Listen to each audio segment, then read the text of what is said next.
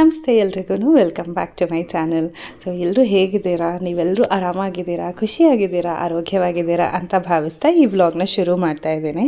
ಇವತ್ತಿನ ದಿವಸ ನಮ್ಮ ಹೆಣ್ಣು ಮಕ್ಕಳ ಜೀವನದಲ್ಲಿ ಕಾಡುವಂತಹ ಅಥವಾ ಕೆಲವು ಅಪನಂಬಿಕೆಗಳು ಹುಟ್ಟಾಕೊಂಡಿರೋ ಒಂದು ತುಂಬಾ ಮುಖ್ಯವಾದ ಒಂದು ಟಾಪಿಕ್ ಬಗ್ಗೆ ಇವತ್ತು ನಾನು ಡಿಸ್ಕಸ್ ಮಾಡ್ತಾ ಇದ್ದೀನಿ ಇವತ್ತಿನ ವಿಡಿಯೋನಲ್ಲಿ. ಹಾಗಾಗಿ ನೀವೆಲ್ಲ ಆರಾಮಾಗಿದ್ದಾಗ, ಯಾವುದೇ ಕೆಲಸ ಇಲ್ದಿದ್ದಾಗ, ಕೆಲಸ ಎಲ್ಲ ಮುಗಿಸಿ ಫ್ರೀಯಾಗಿ ಕೂತ್ಕೊಂಡಿದ್ದಾಗ ಈ ವಿಡಿಯೋನ ಸಂಪೂರ್ಣವಾಗಿ ನೋಡಿ, ಆಯಿತಾ?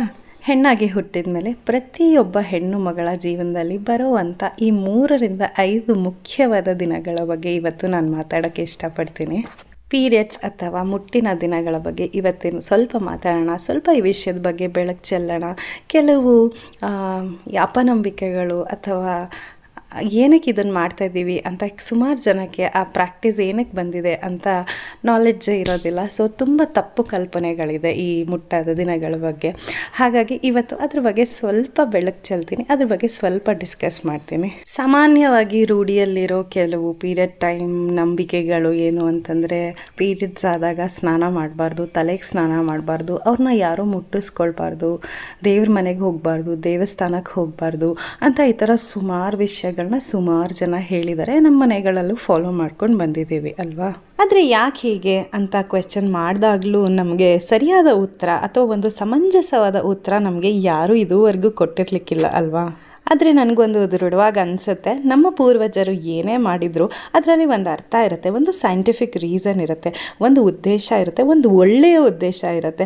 ಸುಮ್ಮನೆ ಏನೋ ಒಂದು ಆಚರಣೆಗಳು ಎಸ್ಪೆಷಲಿ ನಮ್ಮ ಹಿಂದೂ ಕಲ್ಚರಲ್ಲಿ ಯಾವುದು ಹಾಗೆ ಬಂದಿಲ್ಲ. ಹಾಗಿದ್ಮೇಲೆ ಅದಕ್ಕೇನೋ ಒಂದು ರೀಸನ್ ಇರುತ್ತಲ್ವ, ಏನದು ಅಂತ ಸುಮಾರು ಹುಡುಕ್ತಾ ಹೋದಾಗ, ರಿಸರ್ಚ್ ಮಾಡ್ತಾ ಹೋದಾಗ, ಸುಮಾರು ವಿಷಯಗಳನ್ನ ಓದಿದಾಗ, ದೊಡ್ಡವರು ಹೇಳಿದ್ದು ಕೇಳಿಸ್ಕೊಂಡಾಗ ನಾನು ತಿಳ್ಕೊಂಡಂಥ ಕೆಲವು ಸತ್ಯಗಳನ್ನ ನಿಮ್ಮ ಮುಂದೆ ಇವತ್ತು ಹಂಚ್ಕೋತಾ ಇದ್ದೀನಿ. ಮೊದಲನೇದಾಗಿ, ಮುಟ್ಟಾದ ದಿನಗಳಲ್ಲಿ ಯಾವುದೇ ಕೆಲಸಗಳ ಮಾಡಬಾರ್ದು, ಯಾವುದನ್ನು ಮುಟ್ಟಬಾರ್ದು ಅಂತ ಯಾಕೆ ಹೇಳ್ತಾರೆ ಅಂದರೆ, ಮೊದಲನೇ ರೀಸನ್ ಬಂದು ಆ 5 ದಿನ ಹೆಂಗಸರಿಗೆ, 3 ರಿಂದ 5 ದಿನ ಹೆಂಗಸರಿಗೆ ರೆಸ್ಟ್ ಅಂತ ಕೊಡ್ತಾಯಿದ್ರು. ಆ್ಯಕ್ಚುಲಿ ಮುಂಚೆ ಎಲ್ಲ ಅಂದರೆ ಬ್ರಿಟಿಷರು ಅಥವಾ ಕೆಲವು ಆಕ್ರಮಣಕಾರರು ನಮ್ಮ ದೇಶಕ್ಕೆ ಬಂದು ಹೋಗೋಕ್ಕೆ ಮುಂಚೆ ರಜೆ ಅನ್ನೋ ಕಾನ್ಸೆಪ್ಟ್ ಹೇಗಿತ್ತು ಅಂದರೆ, ನಮ್ಮ ಭಾರತದಲ್ಲಿ ಗಂಡಸರಿಗಾಗಿರ್ಬೋದು ಅಥವಾ ಹೆಂಗಸರಿಗಾಗಿರ್ಬೋದು, ಗಂಡಸರಿಗಾಗಿದ್ದರೆ ಹುಣ್ಣಿಮೆ, ಅಮಾವಾಸ್ಯೆ, ಹಬ್ಬಗಳ ದಿನಗಳಲ್ಲಿ ರಜಾ ತಗೊಳ್ತಾ ಇದ್ರು ಅವ್ರುಗಳು. ಮತ್ತು ಹೆಂಗಸರಿಗೆ ಪ್ರತಿ ತಿಂಗಳಲ್ಲಿ 3 ರಿಂದ 5 ದಿನ ಈ ಮುಟ್ಟಾದ ದಿನಗಳಲ್ಲಿ ರಜಾ ತಗೊಳ್ತಾ ಇದ್ರು. ಹೆಣ್ಮಕ್ಳು ಗಂಡು ಮಕ್ಕಳು ಇಬ್ರಿಗೂ ಸಮವಾಗಿ ಇಂಪಾರ್ಟೆನ್ಸ್ ಕೊಟ್ಟಿದ್ರು ಆಗಿನ ಕಾಲದಲ್ಲಿ. ಸೊ ಹೆಣ್ಮಕ್ಳಿಗೆ 3 ರಿಂದ 5 ದಿವಸ ಯಾವುದೇ ಕೆಲಸ ಮಾಡದೆ ಆರಾಮಾಗಿ ರೆಸ್ಟ್ ತಗೊಳ್ಳಿ ಅಂತ ಬಿಟ್ಬಿಡ್ತಾ ಇದ್ರು.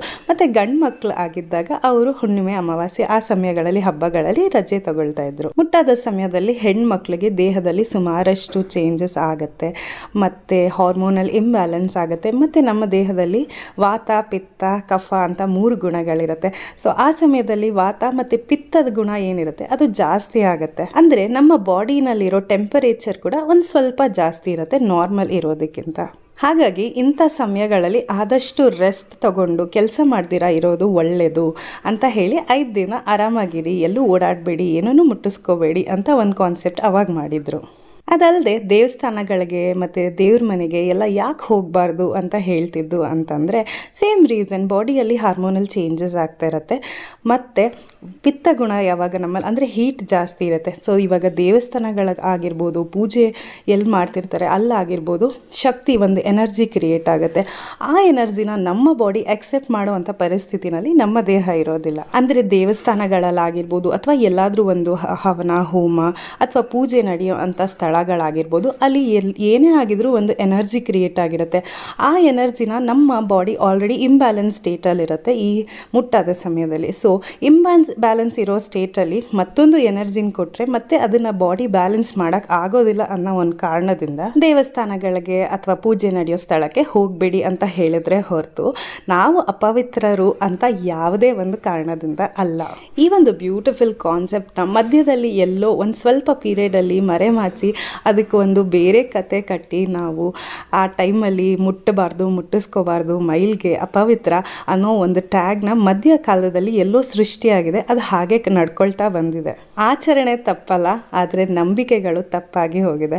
ಸೊ ಹಾಗಾಗಿ ನಂಬಿಕೆ ಏನಿದೆ ಅದನ್ನು ಪರಿವರ್ತಿಸ್ಕೊಂಡು ಯಾಕೆ ಮಾಡ್ತಿದ್ದೀವಿ ಅಂತ ಕರೆಕ್ಟಾಗಿ ತಿಳ್ಕೊಂಡ್ರೆ ನಮಗೆ ಅದನ್ನು ಕ್ವೆಶ್ಚನ್ ಮಾಡಬೇಕು ಅಂತ ಅನ್ಸೋದೇ ಇಲ್ಲ. ಯಾಕಂದರೆ ಹಿಂದಿನವರು ಪೂರ್ವಜರು ಮಾಡಿದ್ದು ಸರಿ ಅಂತ ಅನಿಸತ್ತೆ ನಮಗೆ ಅಲ್ವಾ. ಮತ್ತು ಮತ್ತೊಂದೇನು ಅಂತಂದರೆ ಹಿಂದಿನ ಕಾಲದಲ್ಲಿ ಅಂದರೆ ತುಂಬ ಹಿಂದೆ ಕಾಲದಲ್ಲಿ ದೇವಸ್ಥಾನಗಳು ಎಲ್ಲಿರ್ತಿತ್ತು, ಬೆಟ್ಟಗಳ ಮೇಲೆ ಅಥವಾ ಒಂದು ಕಾಡಿನ ಪ್ರದೇಶದಲ್ಲಿ ಆ ಥರ ಇರ್ತಾಯಿತ್ತು. ಆ ಸಮಯದಲ್ಲಿ ಹೆಣ್ಮಕ್ಳು ಮೊದಲೇ ಋತುಸ್ರಾವ ಆಗ್ತಿರೋರು ಕಾಡಿನಲ್ಲಿ ನಡ್ಕೊಂಡು ಹೋಗ್ತಿರ್ಬೇಕಾರೆ ಅಥವಾ ಬೆಟ್ಟ ಪ್ರದೇಶಗಳಲ್ಲಿ ನಡ್ಕೊಂಡು ಹೋಗೋದು ಮೊದಲನೇದು ಸ್ವಲ್ಪ ಕಷ್ಟನೇ. ಅದು ಅಲ್ಲದೆ ಆ ರಕ್ತದ ವಾಸನೆಗೆ ಪ್ರಾಣಿಗಳಾಗಿರ್ಬೋದು ಯಾವುದಾಗಿರ್ಬೋದು ಅಟ್ರಾಕ್ಟ್ ಆಗುತ್ತೆ. ಅದು ಸೇಫ್ ಆಗಿರೋದಿಲ್ಲ ಹೆಣ್ಮಕ್ಳಿಗೆ. ಹಾಗಾಗಿ ಇದು ಇನ್ನೊಂದು ರೀಸನ್ ಆಗಿರುತ್ತೆ ಯಾಕೆ ದೇವಸ್ಥಾನಗಳಿಗೆ ಹೋಗಬಾರ್ದು ಈ ಸಮಯದಲ್ಲಿ ಅಂತ ನಮ್ಮ ಹಿಂದಿನವ್ರು ಹೇಳಿರೋದು. ಮತ್ತು ಸ್ನಾನ ಮಾಡಬಾರ್ದು ಅಥವಾ ತಲೆಗೆ ಸ್ನಾನ ಮಾಡಬಾರ್ದು ಅಂತ ಏನು ಆಚರಣೆ ಇದೆ ಅದು ಕೂಡ ಯಾವುದೇ ಮೂಢನಂಬಿಕೆ ಅಲ್ಲ. ಅದಕ್ಕೂ ಕೂಡ ಇದೇ ರೀಸನ್ನು, ಬಾಡಿಯಲ್ಲಿನ ಪಿತ್ತಾಂಶ ಅಂದರೆ ಉಷ್ಣಾಂಶ ಜಾಸ್ತಿ ಇರೋದ ಕಾರಣ ಸ್ನಾನ ಮಾಡೋದ್ರಿಂದ ಮತ್ತೆ ಅದು ಫ್ಲಕ್ಚುಯೇಟ್ ಆಗುತ್ತೆ. ಆ 3-5 ದಿನಗಳು ದೇಹ ತುಂಬಾ ಫೈಟ್ ಮಾಡ್ತಿರತ್ತೆ ವಾತ ಪಿತ್ತ ಕಫನ ಬ್ಯಾಲೆನ್ಸ್ ಮಾಡೋದಕ್ಕೆ. ಮತ್ತು ನಾವು ಸ್ನಾನ ಮಾಡಿ ಮತ್ತು ಈ ಥರ ಎನರ್ಜಿ ಸೆಂಟರ್ಸ್ಗೆ ಹೋಗಿ ಆ ಎನರ್ಜಿನ ಎಕ್ಸ್ಟ್ರಾ ಹಾಕ್ಕೊಂಡು ಅಥವಾ ಸ್ನಾನ ಮಾಡಿ ಎಕ್ಸ್ಟ್ರಾ ಇಂಬ್ಯಾಲೆನ್ಸ್ ಕ್ರಿಯೇಟ್ ಮಾಡೋದಕ್ಕಿಂತ ಬ್ಯಾಲೆನ್ಸಲ್ಲಿ ಇರಲಿ ಅಂತ ಒಂದು ರೀಸನ್ಗೆ ಸ್ನಾನ ಮಾಡಬೇಡಿ ಅಂತ ಹೇಳಿದರು ಅಷ್ಟೇ. ಸೊ ಇದು 2 ಮೇಜರ್ ಒಂದು ಸೂಪರ್ಸ್ಟಿಷನ್ ಅಂತ ಏನು ನಂಬಿದ್ರು ಮುಟ್ಟಿಸ್ಕೋಬಾರ್ದು, ಅಪವಿತ್ರವಾಗಿದೆ ಅಂತ ಹೇಳಿದ್ದನ್ನು ಯಾಕೆ ಆ ಥರ ಆಚರಣೆ ಬಂತು ಅನ್ನೋದನ್ನ ನಾನು ಕ್ಲಿಯರ್ ಮಾಡಿದ್ದೀನಿ ಅಂತ ಅಂದ್ಕೊಳ್ತೀನಿ. ಮತ್ತು ಈಗಿನ ಕಾಲದಲ್ಲಿ ನಾವು ಹೇಗೆ ಕೇರ್ ತೊಗೋಬೇಕು, ನಮಗಂತೂ ಈಗ ರಜೆನೇ ಇರೋದಿಲ್ಲ. ಮುಟ್ಟಾಗಿರ್ಬೋದು, ಆಗಿಲ್ದಿರ ಇರ್ಬೋದು, ಮನೇಲಿ ಯಾರಾದರೂ ಇರ್ಬೋದು, ಇಲ್ದಿರನೂ ಇರ್ಬೋದು, ನಾವು ಕೆಲಸ ಮಾಡ್ತಾನೆ ಇರ್ತೀವಿ. ಈಗ 3 ದಿನ ಹೆಣ್ಮಕ್ಳನ್ನ ಸುಮ್ಮನೆ ಕೂರಿಸೋ ಅಂಥ ದಿನಗಳೇ ಇಲ್ಲ. ಯಾಕಂತಂದರೆ ಪ್ರತಿ ಮನೆಯಲ್ಲೂ ಅವರವರೇ ಒಬ್ಬೊಬ್ಬರೇ ಇರ್ಬೋದು, ಇಂಡಿವಿಜುವಲಾಗಿ ಕೆಲಸ ಮಾಡ್ತಿರ್ಬೋದು, ಇಲ್ಲ ಆಚರಣೆ ತಪ್ಪು ಅಂತ ಒಂದು ನಂಬಿಕೆಯಿಂದ ಕೆಲಸ ಆರಾಮಾಗಿ ನಾನು ಮಾಡ್ಕೊಂಡು ಹೋಗ್ತೀನಿ ಅಂತ ಹೆಂಗಸರಿಗೆ ಅನಿಸಿ ಅವರೇ ಕೆಲಸ ಮಾಡ್ತಿರಬಹುದು.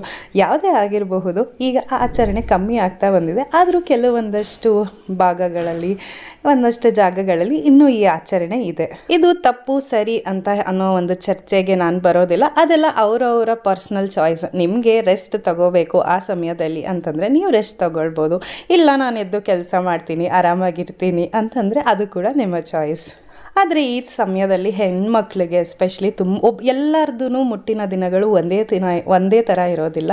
ಒಬ್ಬೊಬ್ಬರಿಗೆ ಒಂದೊಂದು ಥರ ಅನುಭವ ಆಗುತ್ತೆ. ಕೆಲವ್ರಿಗೆ ತುಂಬಾ ಕೆಟ್ಟದಾಗಿರುತ್ತೆ, ಹೊಟ್ಟೆ ನೋವು, ಕಾಲು ನೋವು, ಸೊಂಟ ನೋವು ಈ ಥರದ್ದು ತುಂಬಾ ಜಾಸ್ತಿ ಇರುತ್ತೆ.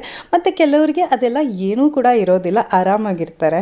ಆದರೆ ನಮ್ಮ ಮನೆಯಲ್ಲಿ ಹೆಣ್ಮಕ್ಳಿಗೆ ಯಾವ ಥರ ಇದೆ ಅಂತ ಮನೆಯಲ್ಲಿರೋರು ಅರ್ಥ ಮಾಡಿಕೊಂಡು, ಅಂದರೆ ಗಂಡ ಆಗಿರ್ಬೋದು, ಅತ್ತೆ ಮಾವ ಇದ್ದರೆ ಅತ್ತೆ ಮಾವ ಆಗಿರ್ಬೋದು ಅಥವಾ ಅಪ್ಪ ಅಮ್ಮ ಆಗಿರ್ಬೋದು, ಅರ್ಥ ಮಾಡಿಕೊಂಡು ನನ್ನ ಮಗಳಿಗೆ ಅಥವಾ ಸೊಸೆಗೆ ಅಥವಾ ನನ್ನ ಹೆಂಡತಿಗೆ ಈ ಥರ ಆಗಿದೆ, ಸ್ವಲ್ಪ ಅವ್ರಿಗೂ ನಾವು ಅಡ್ಜಸ್ಟ್ ಮಾಡ್ಕೊಂಡು ಹೋಗಬೇಕು ಅಂತ ಅರ್ಥ ಮಾಡಿಕೊಂಡು ಸ್ವಲ್ಪ ಸಹಾಯ ಮಾಡೋದಾಗಿರ್ಬೋದು. ಅಥವಾ ಮೂಡ್ ಸ್ವಿಂಗ್ಸ್ ತುಂಬಾ ಜಾಸ್ತಿ ಇರುತ್ತೆ ಈ ಸಮಯದಲ್ಲಿ.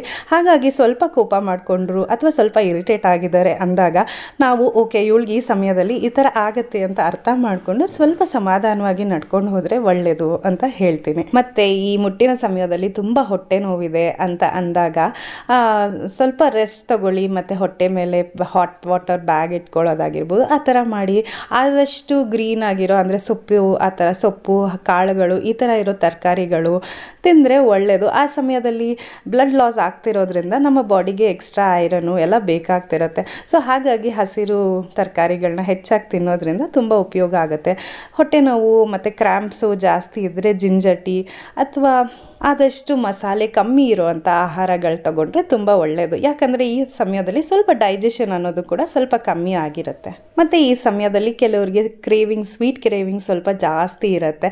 ಹಾಗಾಗಿ ಈ ಸಮಯದಲ್ಲಿ ಅದನ್ನೇ ಜಾಸ್ತಿ ತಿಂದು ಮತ್ತು ವೆಯ್ಟ್ ಗೇನ್ ಮಾಡ್ಕೊಳ್ಳೋದಕ್ಕಿಂತ ಒಂದು ಸ್ವಲ್ಪ ಆ ಕ್ರೇವಿಂಗ್ನ ಸ್ಟಾಪ್ ಮಾಡೋದಕ್ಕೆ ಒಂದು ಚಿಕ್ಕ ತುಂಡು ಬೆಲ್ಲ ಆಗಿರ್ಬೋದು ಅಥವಾ ಬೆಲ್ಲದಲ್ಲಿ ಮಾಡಿರೋಂಥ ಯಾವುದಾದ್ರೂ ಒಂದು ಸಿಹಿ ತಿಂಡಿ ಸ್ವಲ್ಪ ಪ್ರಮಾಣದಲ್ಲಿ ತೊಗೊಂಡ್ರೆ ಆ ಕ್ರೇವಿಂಗ್ ಕೂಡ ಕಮ್ಮಿ ಆಗುತ್ತೆ.